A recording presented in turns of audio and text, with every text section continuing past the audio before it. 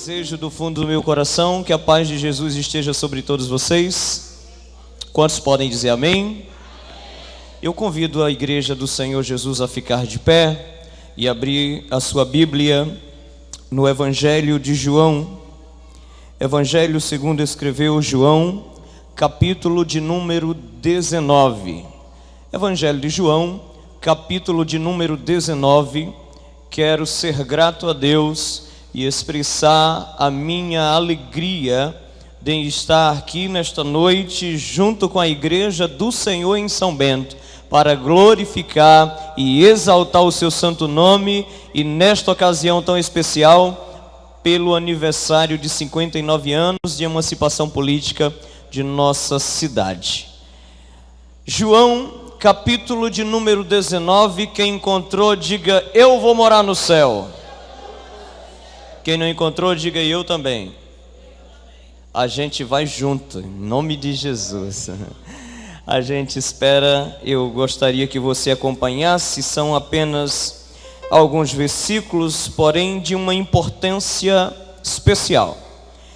João, capítulo de número 19, versículo a partir do de número 28, diz assim: depois, sabendo Jesus que já todas as coisas estavam determinadas para que a Escritura se cumprisse, disse: tenho sede. Estava, pois, ali um vaso cheio de vinagre, e encheram de vinagre uma esponja, e pondo no isopo, lhe chegaram à boca. E quando Jesus tomou o vinagre, disse: está consumado. E inclinando a cabeça, entregou o Espírito, e a igreja diz amém. Eu queria fazer uma oração, pedir para que você curve a sua cabeça. Além disso, eu queria que você pegasse na mão do irmão que está aí do seu lado. Se puder atravessar o corredor, pegar na mão do irmão que está do outro lado. Este lugar aqui agora, aliás, desde que esse culto começou, a atmosfera é outra. E quando nós cantamos, enquanto nós estávamos cantando, nós sentimos a presença do Senhor. Enquanto nós estávamos cantando aqui, nós sentíamos que o Senhor estava no céu recebendo a nossa adoração. E se isso aqui é culto de verdade, chegou um momento em que agora, além de você sentir que Deus está recebendo a sua adoração, você vai sentir e ouvir, com certeza, Ele falar com você nesta noite através da sua palavra. Bendito seja o nome do Senhor. Pai eterno, nós te bendizemos e te glorificamos nesta noite. Queremos, ó Deus, exaltar o teu nome na beleza da tua santidade, por todos os teus feitos, e nesta ocasião, pelo privilégio especial de estar aqui como igreja do Senhor nesta cidade, glorificando, exaltando o teu santo nome, porque tu és digno de honra, tu és digno de glória, tu és digno da nossa adoração. E como igreja do Senhor nesta cidade, nesta noite, neste lugar, nós engrandecemos o teu nome e te pedimos: Senhor, fala conosco através da tua palavra, em nome de Jesus, amém. Eu gostaria de cantar um louvor ainda com você de pé, na verdade um simples corinho, e certamente você conhece. Dó maior. Nesta noite feliz, neste santo lugar, eu marquei um encontro. Seu amor é real, seu amor é real, sua paz gozarei. Eu um encontro com Deus. Feche os seus olhos e diga: basta que me toque. Basta que me toques, Senhor. pra minha alma cansada vencer. Se a noite escura está, suas mãos me guiará. Basta que me toque, Senhor. Aleluia. Toma o seu assento, glorificando a Jesus, porque Ele é bom e merece. Aleluia. Bendito seja o nome do Senhor. Queridos irmãos, noiva do Cordeiro, simpatizantes da nossa fé, seja Deus louvado pela sua vida. O texto que nós lemos é um texto certamente muito conhecido de todos nós cristãos, de todos nós que tememos a Deus e que de alguma forma folheamos a palavra do Senhor para assim sermos alimentados. Todas as vezes em que nós meditamos na palavra do Senhor, e a Bíblia é um livro que é a palavra do Senhor. Algumas pessoas podem até dizer que a Bíblia contém a palavra do Senhor, mas nós temos a certeza de que a Bíblia não apenas contém a palavra, mas que a Bíblia é a palavra do Senhor Jesus. Bendito seja o nome do Senhor por isso. O texto que nós lemos, como já disse, conhecido de todos nós, mas é um texto que me chama a atenção, dada a narrativa esplêndida, a narrativa peculiar que o apóstolo João vai descrever a respeito da crucificação, a respeito dos momentos finais de Jesus Cristo, o nosso mestre, quando estava na terra. O texto vai falar claramente da situação, dos momentos em que Jesus se encontrava na cruz. Anteriormente, os versículos lidos, nós vamos encontrar uma narrativa de João dizendo a respeito das pessoas que estavam ali na cruz. João vai dizer que tinha muita gente, tinha uma multidão de pessoas que estavam de longe vendo Jesus ser crucificado. Algumas pessoas enxergaram Jesus sendo crucificado de longe, mas ele vai dizer que aos pés da cruz estava um discípulo, que ele vai se referir a ele, mas ele não cita o seu nome. Ele diz o discípulo amado de Jesus. Ele não diz isso por acaso, ele diz isso porque ele, João, foi o único discípulo que teve o privilégio de debruçar a sua cabeça sobre o peito de Jesus. João, ele tinha intimidade com Jesus muito mais do que os outros 12 discípulos.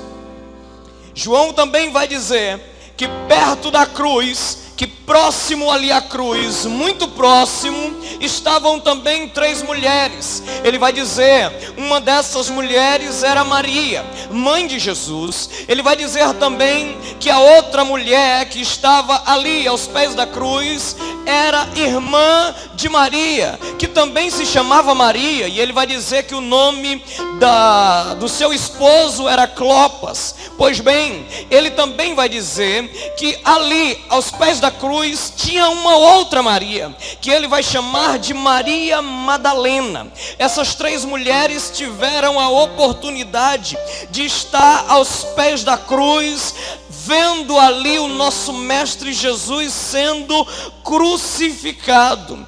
Interessante é que, se nós observarmos a vida dessas 3 mulheres, foram mulheres que dedicaram a sua vida para o ministério de Jesus. Essas 3 mulheres foram mulheres que dedicaram tempo da sua vida aos pés de Jesus. Maria, pelo fato de ser sua mãe, tinha o cuidado de estar perto do seu filho.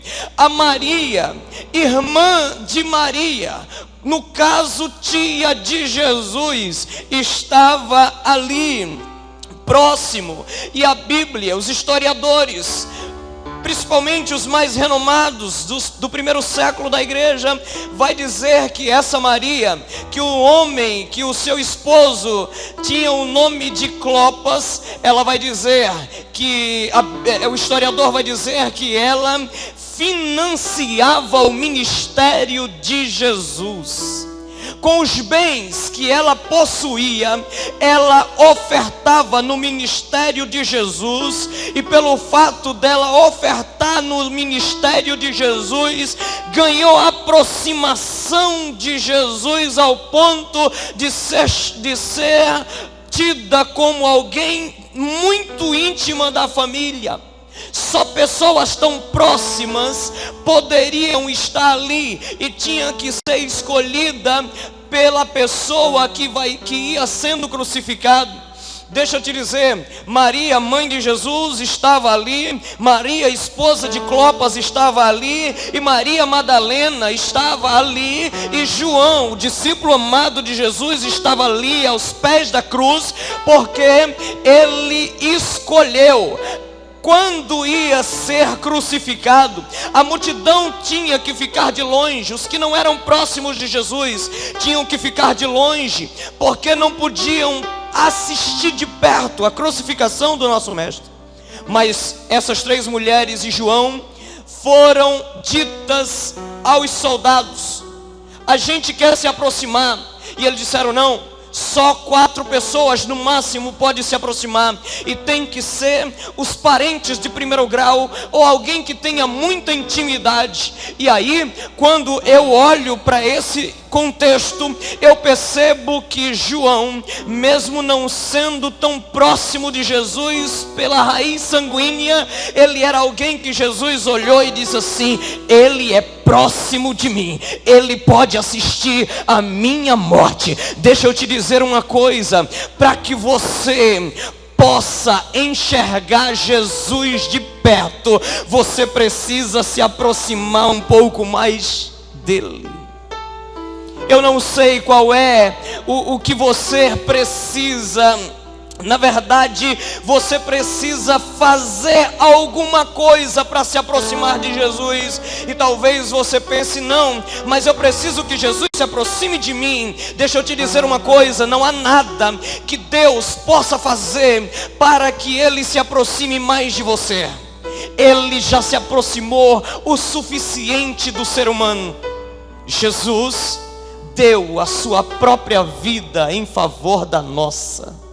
Isso é aproximar-se demais. Agora é a sua vez. Agora é a vez de você se aproximar de Jesus.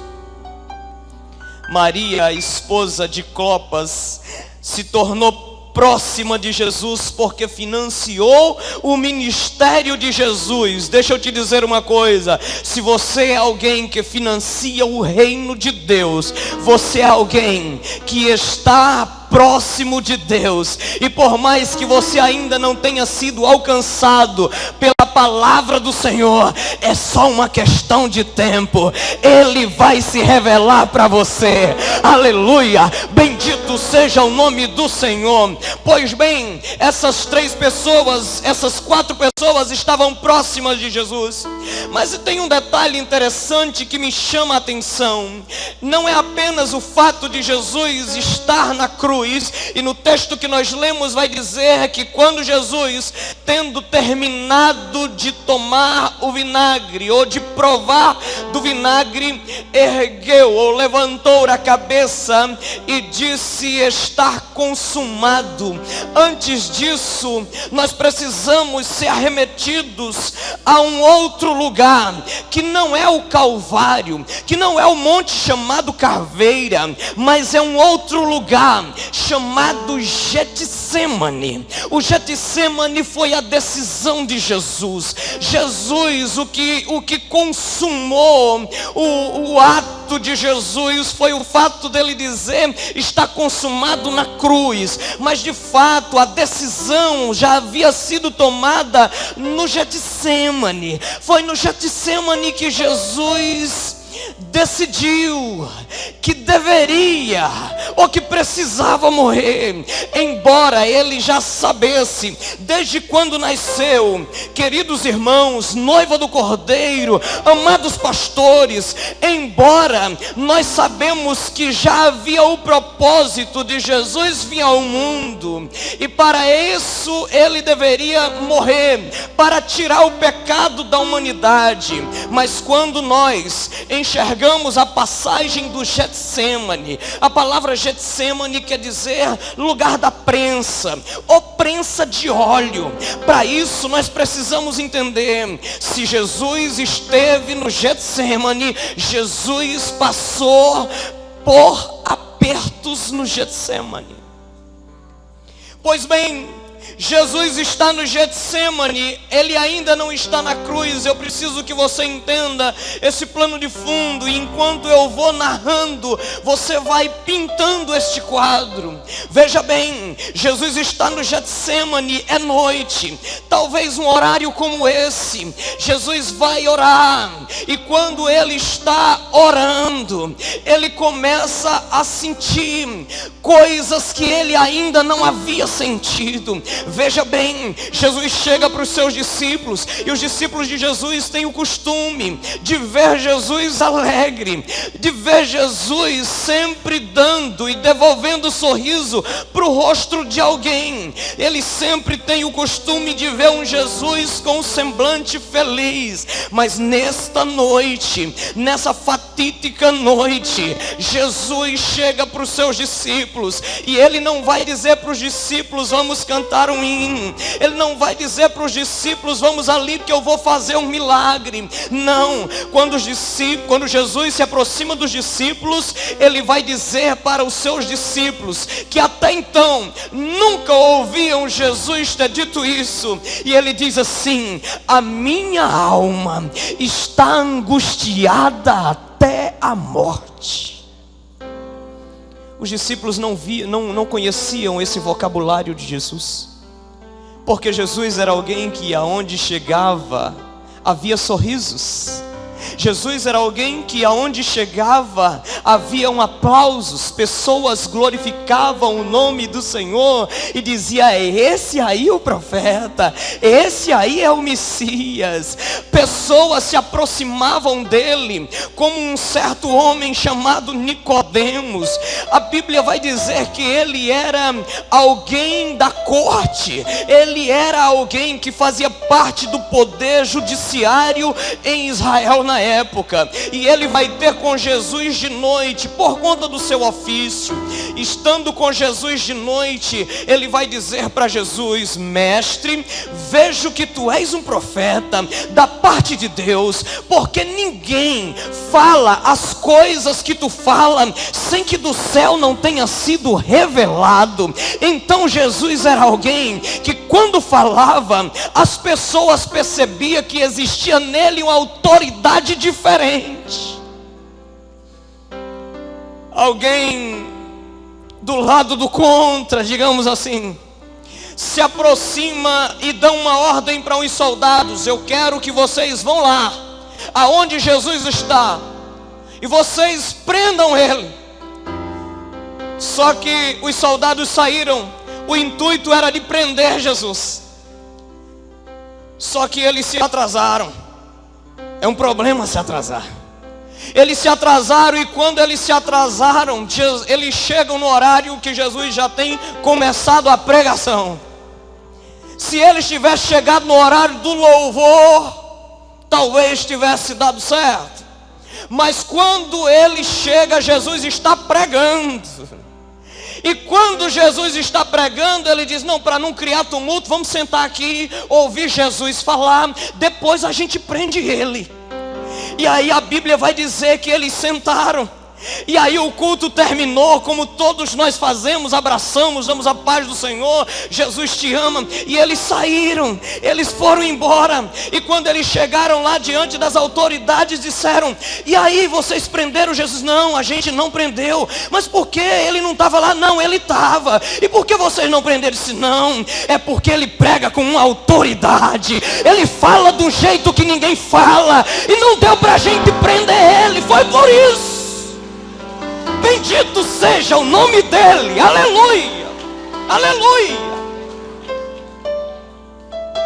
Pois bem, Jesus está no Getsemane e ele diz para os seus discípulos: a minha alma está angustiada.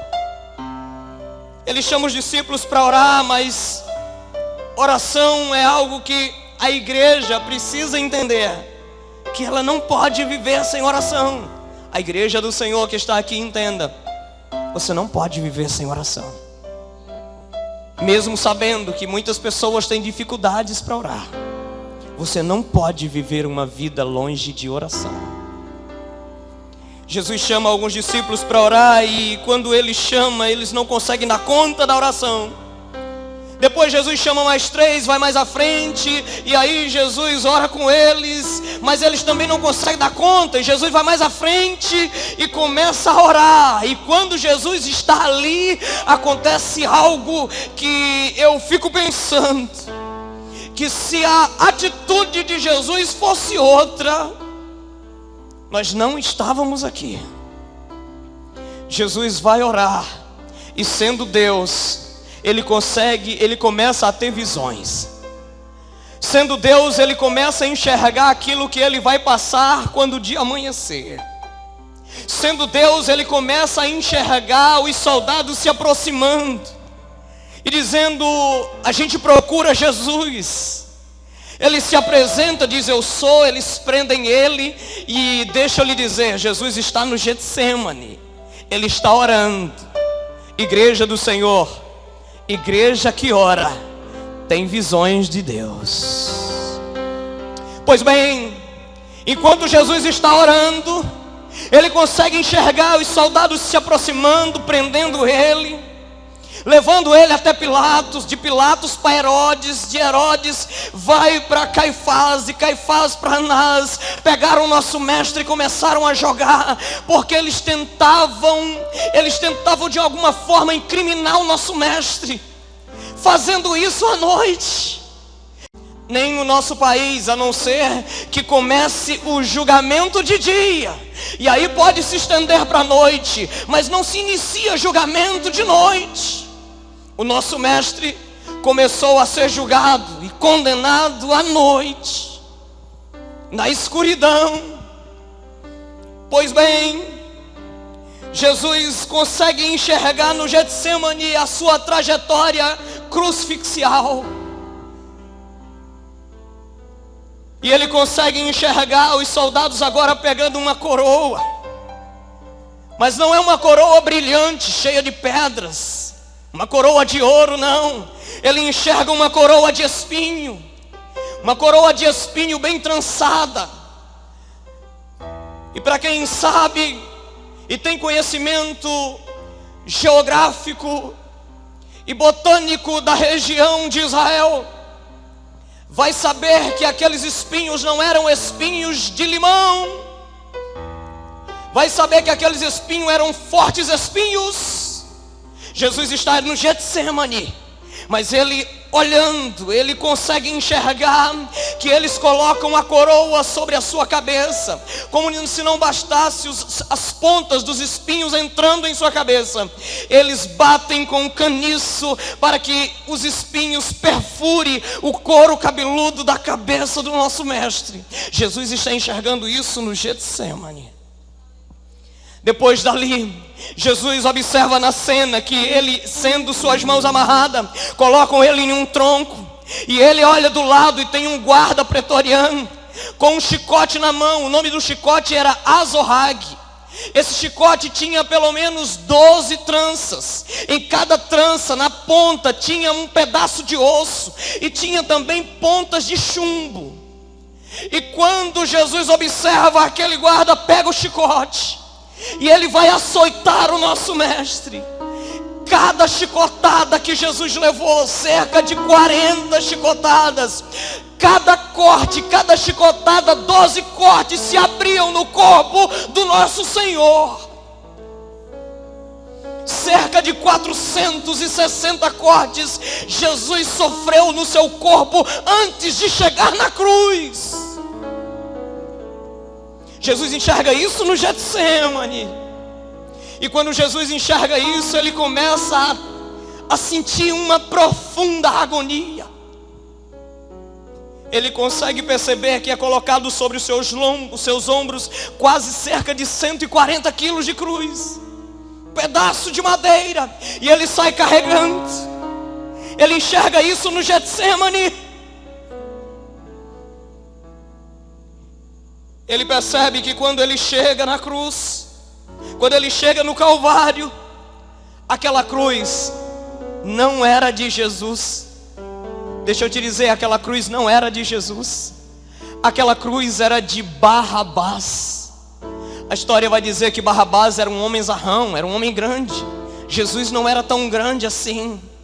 Não é que eu queira dizer do meu tamanho, mas Jesus não era tão grande assim. Eles pegam Jesus e para pregar o prego no primeiro lugar, que já havia anteriormente feito um furo para facilitar a entrada dos pregos, eles colocam Jesus e o martelo desce sobre o seu punho, sobre a sua mão, crucificam o nosso mestre. Mas quando é do outro lado tem dificuldades, porque os braços de Barrabás eram maior. Esticam Jesus. Jesus consegue enxergar isso no Getsemane. E quando Jesus está vendo isso, a Bíblia vai dizer que ele sofreu uma agonia tão grande que o seu suor tornou-se em grandes gotas de sangue.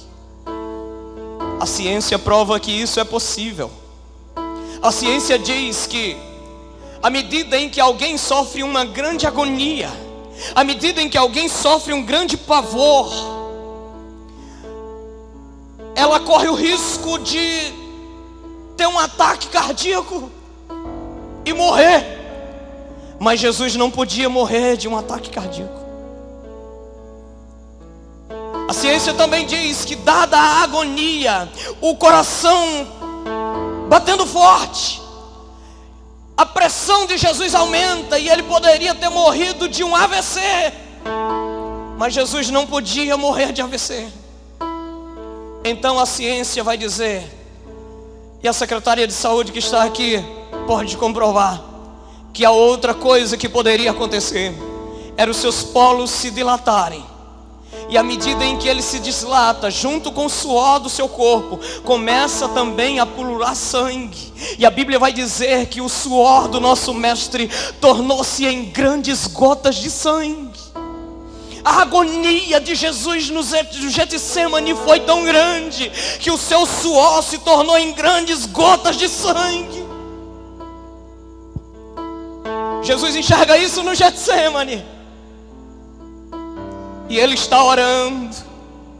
E quando ele está orando, ele faz uma oração ao Pai, que todos os dias, todas as vezes em que eu medito nessa palavra, medito neste momento, eu digo: Senhor, obrigado. Obrigado pela tua oração, porque eu estou aqui por causa dessa oração.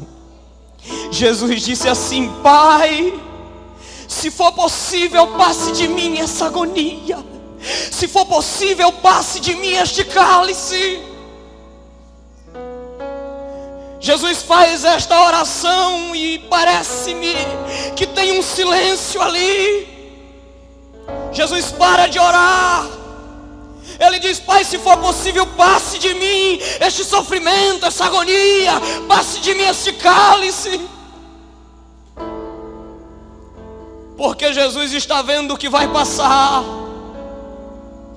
Mas deixa eu alegrar o seu coração um pouquinho, que enquanto Jesus tem a visão do Calvário, e ele diz: Pai, se possível, passa de mim este cálice.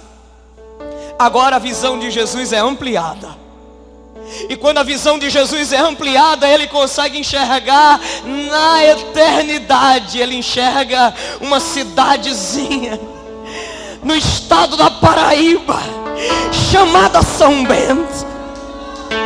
Ele consegue enxergar você. Ele consegue enxergar você.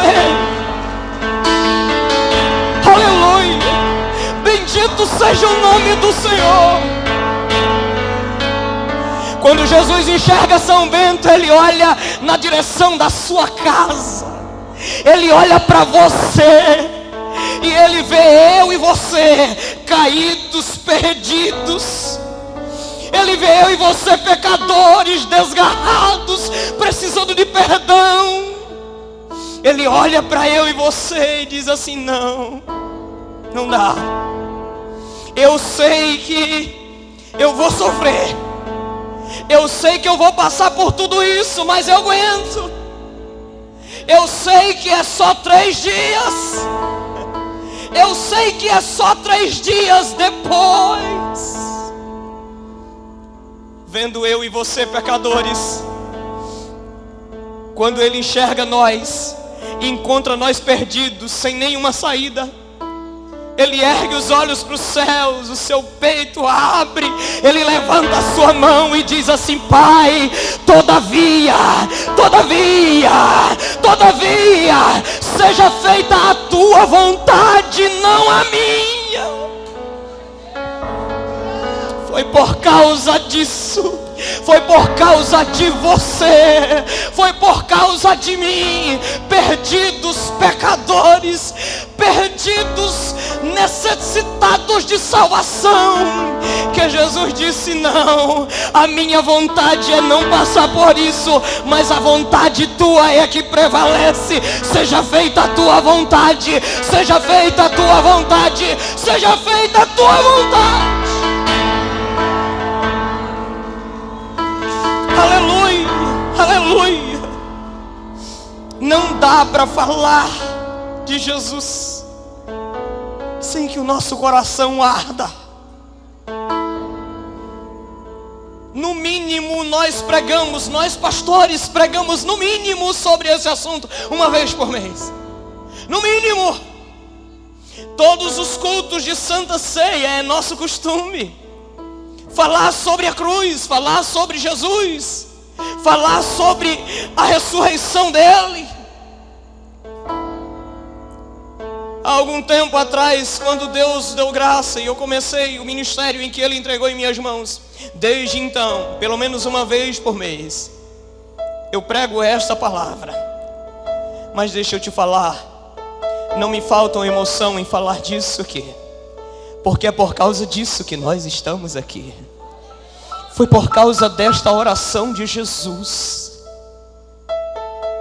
Pois bem, Jesus agora está ali. Depois que ele diz: seja feita a tua vontade, ele sai daquele ambiente. E ele agora vai enfrentar aquilo que já foi decidido no Getsemane. Ele vai para a cruz. Ele vai ser crucificado. E quando ele está na cruz,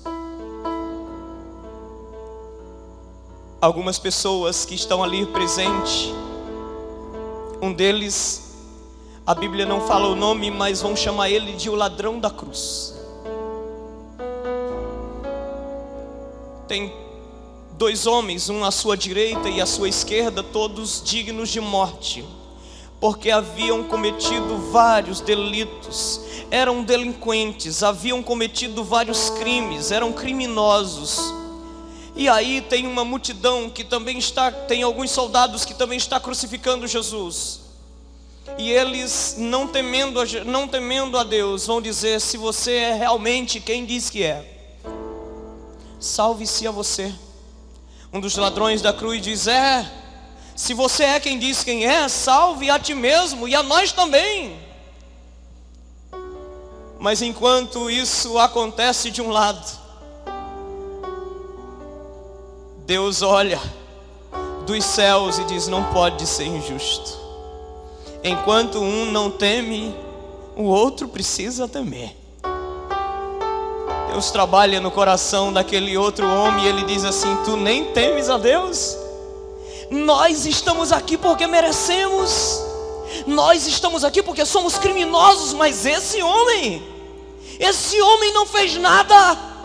Ele não cometeu nenhum delito, ele não cometeu pecado.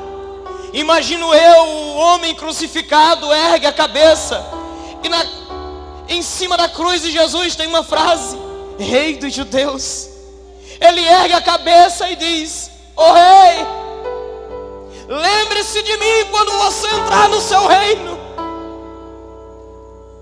Jesus olha para ele e diz assim: ainda hoje. Jesus diz: ainda hoje você estará comigo no paraíso. Eu não sei qual é a condição que você chegou aqui. Não sei. Mas eu tenho que dizer uma coisa para você: os seus pecados não são maior do que o amor de Jesus pela sua vida. Não existe pecado tão grande que o amor de Jesus e o seu sangue derramado na cruz do Calvário não seja suficiente para te resgatar. Não existe pecado tão grande a ponto do sangue de Jesus não te purificar e te tornar uma outra pessoa, uma nova criatura, alguém que agora vai viver a sua vida baseada nos ensinos de Jesus. Isso é ser cristão. Ser cristão é alguém que vive a sua vida baseada nos ensinos de Cristo.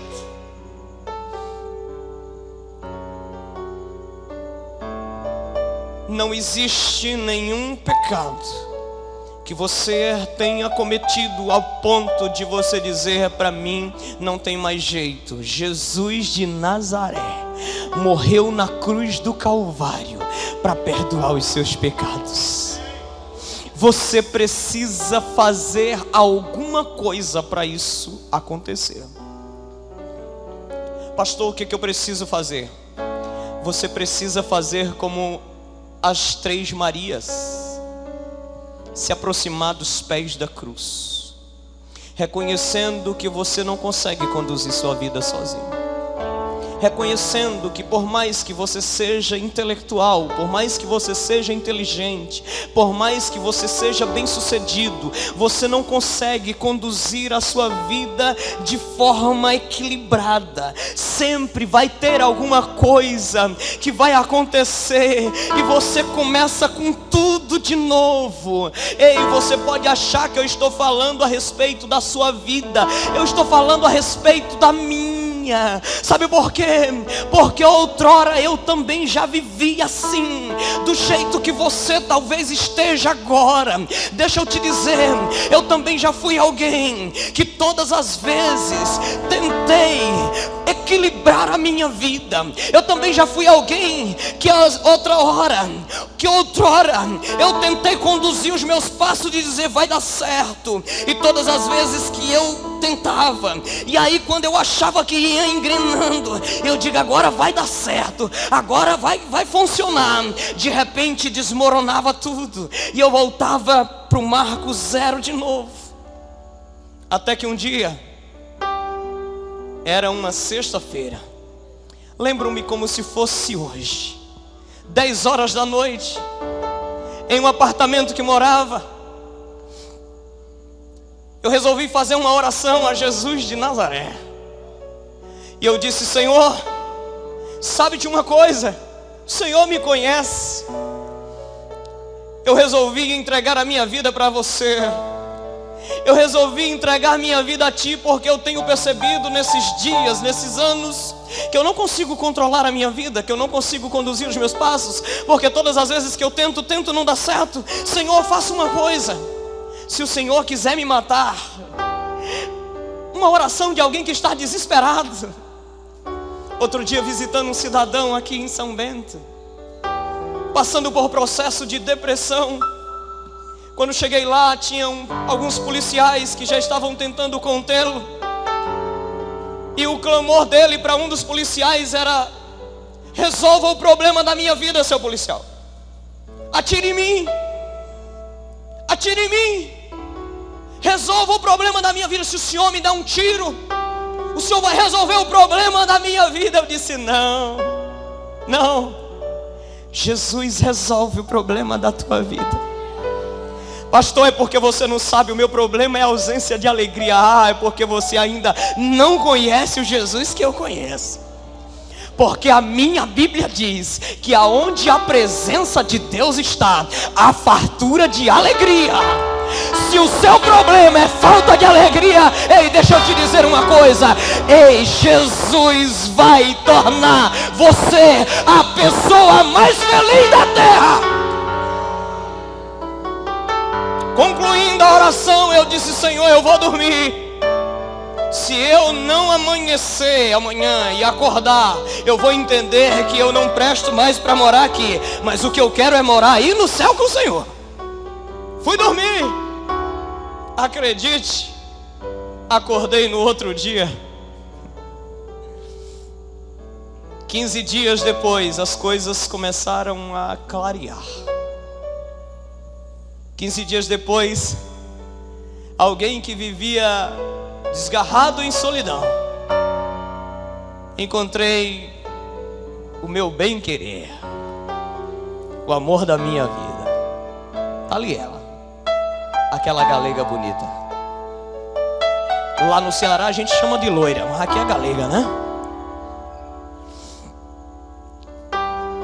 Eu quero dizer para você uma coisa. Se o seu problema para você não tem solução, eu te convido a deixar aos pés da cruz nesta noite.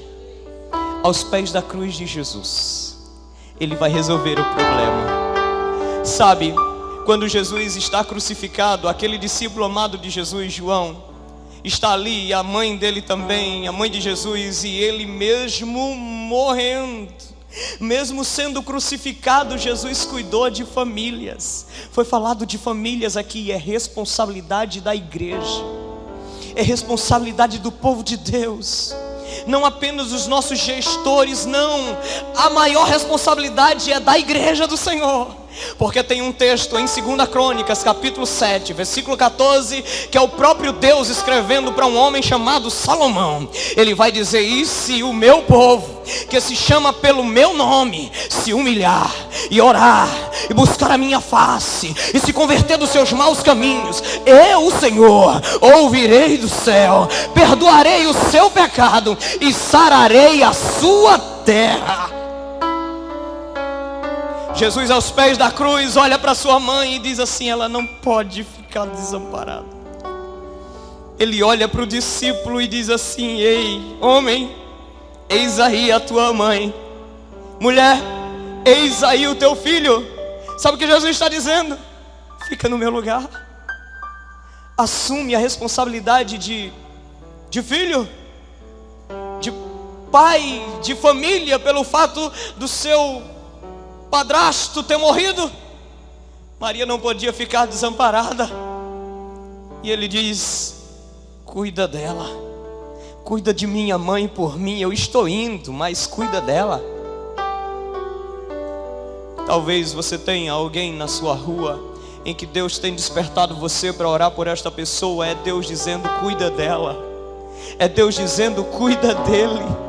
Ora por ele, chama ele para ouvir a minha palavra, faz alguma coisa. Igreja do Senhor em São Bento, eu convido você nesta noite para ser despertado pela voz de Jesus dizendo: cuida de São Bento, intercede a São Bento, intercede pela essa cidade.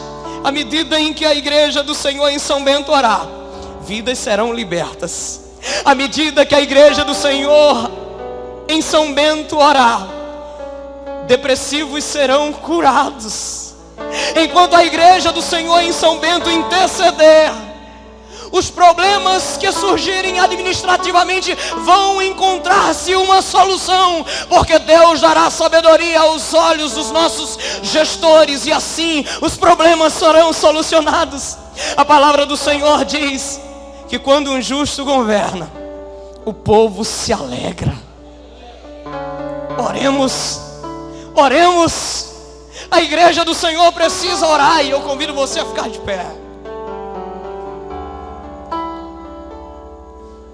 Deixa eu te dizer uma coisa: se porventura tem alguma coisa que te incomoda, se porventura tem alguma coisa no seu coração que aí está batendo forte, está o vento também de angústia dizendo: puxa vida, Jesus sofreu tudo isso por mim.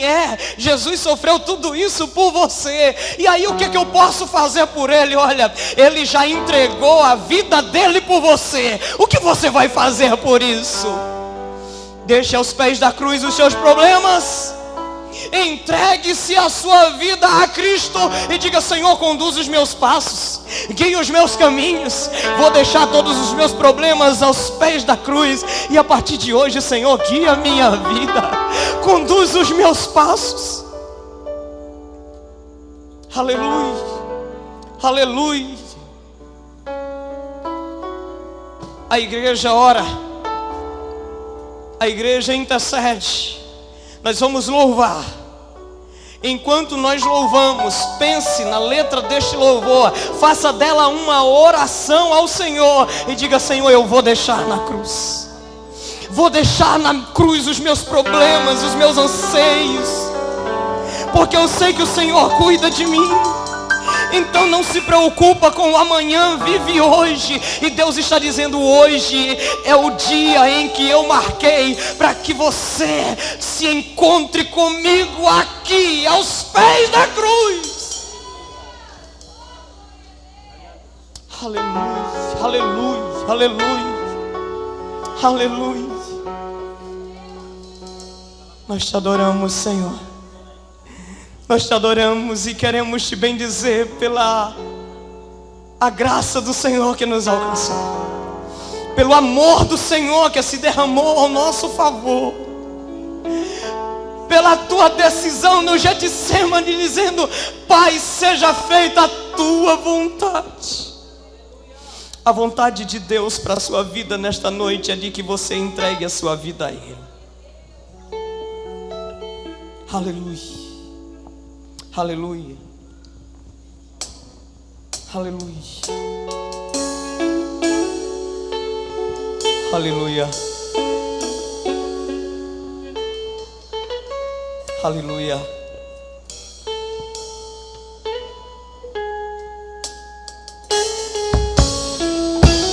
Aleluia. Você tem a oportunidade nesta noite de entregar a sua vida a Jesus. É isso aí, nesse culto festivo aqui, Deus marcou esse encontro nesta noite para te dizer: ei, chega de viver nessa vida de tristeza e solidão. Chega de tentar resolver os problemas da sua vida e você não consegue. Ei, eu te trouxe aqui nesta noite para que aos pés da cruz você entregue todos os seus anseios, você entregue todas as suas frustrações, entregue aos pés da cruz de Cristo. Na cruz, carregando a minha dor, você se esforçou. Aleluia. Obrigado, Jesus. Se entregou em meu lugar e me deu uma nova chance. Eu vou recomeçar. Você tem a oportunidade de recomeçar. Aleluia. Por mais que alguém tenha dito não, não tem mais jeito. Por mais que alguém diga não, não tem mais solução. O seu caso já foi definido. Por mais que a medicina tenha dito não, não tem mais jeito. Ei, Deus diz assim para a sua vida nesta noite: eu marquei um encontro com você. E eu quero, eu desejo, eu anseio por esse encontro. Tantas vezes Deus tem falado ao seu coração e você tem endurecido seu coração e dito: não, depois eu vou.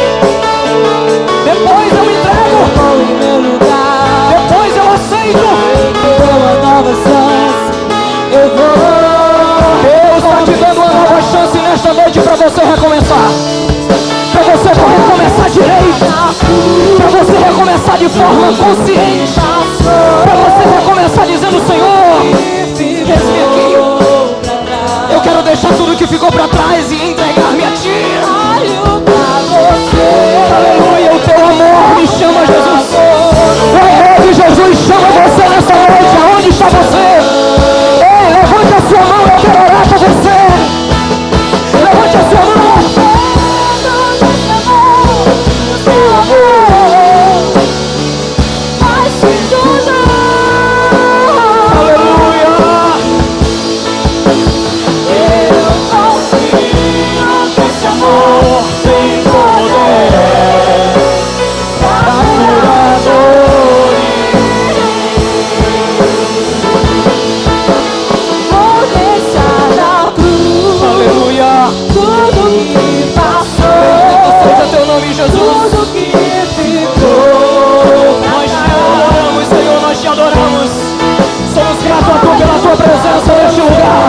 Somos gratos ao Senhor pela Tua graça, pela Tua palavra.